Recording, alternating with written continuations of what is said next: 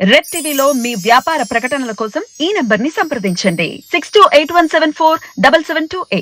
Sir Balakotaiah గారు నమస్కారం sir. నమస్తే సార్ నిన్న సునీత గారు మరి ప్రెస్ మీట్ పెట్టడం చూసాం ఢిల్లీలో. సో ఆమె ఆవేదన మొత్తం కూడా అక్కడ బయట పెట్టడం చూసాం. తండ్రి గారు ఎలా చనిపోయారు, ఎవరెవరు ఉండే ఛాన్స్ ఉందని కూడా చెప్పడం చూస్తున్నాం. సో ఇందులో జగన్మోహన్ గారి హస్తం ఉందని చెప్పట్లేదు, కానీ జగన్మోహన్ గారికి మాత్రం ఓటు వేయకండి, ఆయన్ని కూడా విచారించాలని కూడా డిమాండ్ చేయడం చూస్తున్నాం. సో ఏం చెప్తారు మొత్తం ఆమె ఆవేదన గురించి కానివ్వండి, జగన్మోహన్ రెడ్డి గారికి ఓట్లు వేయొద్దని చెప్పినందుకు కానీ, మరి వీళ్ళ వైసీపీ వైపు నుంచి చూస్తుంటే ఇది టీడీపీ వైపున ఉండి ఆమె మాట్లాడుతుందని కూడా చెప్పడం చూస్తున్నాం. మీరేం చెప్తారు సార్ దీని గురించి? ఆచార్య గారు ధన్యవాదాలు సార్. అన్నం ఉడికింది లేదు అనేది మీరు ఎలా చెప్తారు? ఒక పలుకు చూసి ఒక మెతుకు పట్టుకొని చూస్తారా, లోపల చేయబెట్టి తిప్పుతారా? ఒక పలుకు చూసి ఒక మెతుకు పట్టుకొని చెప్తారు. అవును, మొత్తంగా జగన్మోహన్ రెడ్డి గారి యొక్క 5 సంవత్సరాల పరిపాలన గురించి ఒక్క మెతుకుతో చెప్తాను. Okay sir.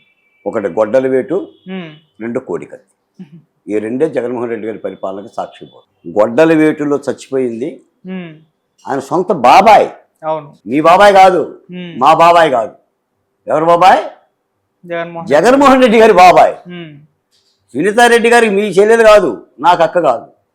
ముఖ్యమంత్రి జగన్మోహన్ రెడ్డి గారికి చెల్లెలు స్వయాన. ఎవరు న్యాయం చేయాలి? నీ చెల్లెలు ఢిల్లీలో కూర్చొని నాకు న్యాయం జరగలేదంటే ఎవరు బాధ్యత పడాలి? ఎదుగూరి సంధింటి జగన్మోహన్ రెడ్డి అయితే సునీతారెడ్డి గారు కూడా అడిగేది కాదు. అవును, ఆ ఎదుగూరి సంధింటికి ముందు ముఖ్యమంత్రి 4 అక్షరాలు ఉన్నాయి. ముఖ్యమంత్రి జగన్మోహన్ రెడ్డి గారు కాబట్టి అడుగుతున్నాం, మనం కూడా అందుకు అడుగుతున్నాం. లేకపోతే మనకేం పొలం కట్టాలని పంచాయతీ ఉంది? పులివెందులో మనకైనా పొలం ఉందా? మనకేం అప్పులేదు కదా, ఆయన మనం అప్పులేము, మనం ఆయనకు అప్పులేదు. అవును, ముఖ్యమంత్రి కాబట్టి అడుగుతున్నాం. 2019 మార్చి 15వ తారీఖున వివేకానంద రెడ్డి గారు హత్య చేయబడ్డాడు. హత్య ఎలా చేయబడ్డాడంటే చాలా క్రూరల్గా రక్తాక్షరాలు రాశాడు. మొట్టమొదట సాక్షిపత్రిక నారాసుర రక్త చరిత్ర అని చెప్పి చంద్రబాబు నాయుడు చేతికి పెద్ద కత్తిచ్చి అలా ఫోటో చేసి మరి చెప్పింది. అవును, తీరా ఏమైందంటే అది నారాసురం రక్త చరిత్ర కాదు, వైఎస్ఆర్ రక్త చరిత్రలాగా మారిపోయింది. 15వ తారీఖున మార్చి 15వ తారీఖున హత్య జరిగితే రేపు 15కి 5 ఏళ్ళు అండి. ఈ కేసులో ప్రధానంగా దస్తగిరి అప్రూవర్గా మారారండి. అవును, ఈ కేసుకు 5 ఏళ్ళు పట్టిందంటే సిబిఐ దర్యాప్తులో మరి దీన్ని జగన్మోహన్ రెడ్డి గారి బాధ్యత పడరా? ఏమంటారు? ఈ కేసులో ముద్దాల సంగతి చెప్తున్నా. టి గంగిరెడ్డి, మాదాటి సునీల్ కుమార్, మాదాటి సునీల్ యాదవ్, గజ్జల ఉమాశంకర్ రెడ్డి, షేక్ దస్తగిరి, వైఎస్ భాస్కర్ రెడ్డి, వైఎస్ అవినాష్ రెడ్డి. తెలుగుదేశం వాళ్ళు ఇల్లు లేదు, తెలుగుదేశం పార్టీ నాయకులా కాదు. ఇలా పేర్లు ఎవరు పెట్టారు? సిబిఐ వాళ్ళే. మరి సదర్ రామకృష్ణారెడ్డి గారు ఏం మాట్లాడుతున్నారు? సునీతారెడ్డి మాట అని చిలక పలుకులంట, చంద్రబాబు నాయుడు గారు మాట్లాడిస్తున్నారంట. ఇప్పుడు ఎవరు చిన్న మెదడు దిగిపోయింది? మనిషికి 2 మెదడులు ఉంటాయి, పెద్ద మెదడు, చిన్న మెదడు. చిన్న మెదడే జ్ఞాన మెదడు అంటారు. ఇప్పుడు మీ ఇంటి ఒంటి మీద దోమ వాలగానే దోమ వాలింది కొట్టానంటది, అది చిన్న మెదడు చెప్తుంది. చీమ కొట్టగానే కూడా చిన్న మెదడు చెప్తుంది. ఇప్పుడు సజ్జల రామకృష్ణారెడ్డి గారికి చిన్న మెదడు ఉందా లేదా?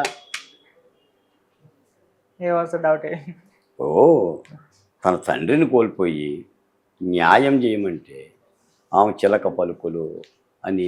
ఇప్పుడు ఇంకో మాట కూడా, అవినాష్ రెడ్డి, మనం ప్రజల కోసం మాట్లాడుతున్నాం. ఇది జగన్మోహన్ రెడ్డి గారి, సునీతారెడ్డి గారి, మరొక రెడ్డి గారి యొక్క సొంత పంచాయతీ కాదు.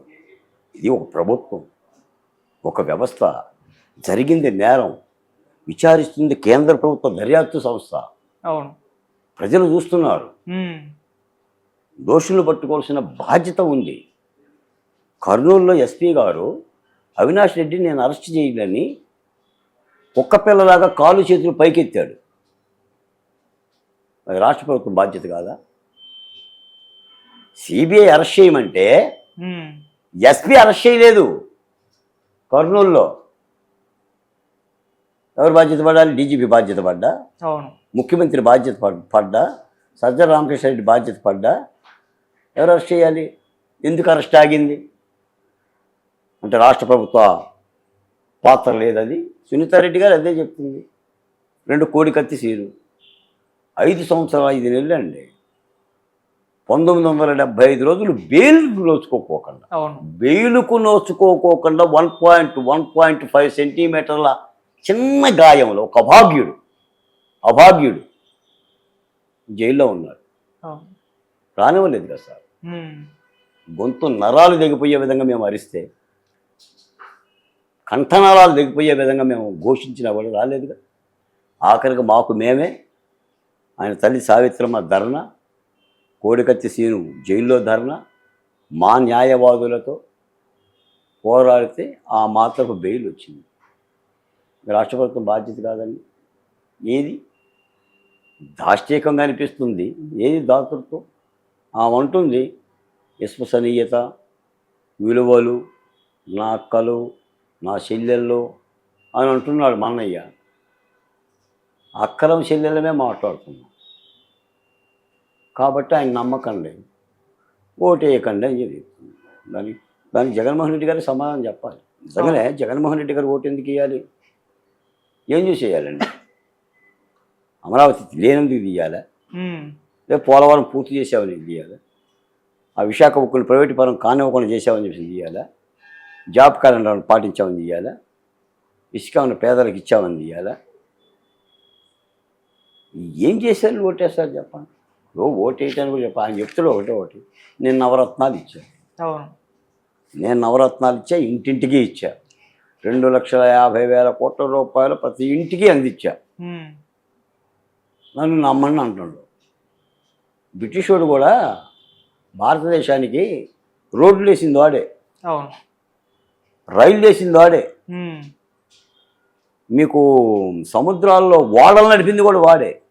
ఎందుకు నడిపాడు? సముద్రంలో వాడు ఎందుకు నడిపాడు? రైలు ఎందుకు వేసాడు బ్రిటిష్ వాడు? ట్రాన్స్ఫర్ చేసుకోవడానికి, వాళ్ళ షిఫ్టింగ్. వాడు సైన్యాన్ని భారతదేశం తెచ్చుకోవడానికి రైలు వేశాడు, రవాణా వ్యవస్థను తీసుకెళ్ళడానికి షిఫ్టింగ్ చేశాడు. మరి జగన్మోహన్ రెడ్డి గారు కూడా ఈ బాధుడు మా మెత్తి మీద ఈ నవరత్నాలు మమ్మల్ని బాధి, ప్రజలను బాధి నువ్వు ఇస్తున్నావు. మీరు ఎక్కడి నుంచో తాడేపల్లి నుంచి తెచ్చేవట్లా, మీ సొంత డబ్బులు ఇవ్వట్లా, ప్రజల డబ్బులే ఇస్తున్నావు నువ్వు. దానికి ఆయన అభివృద్ధి అని చెప్పి పేరు పెడుతున్నాడు.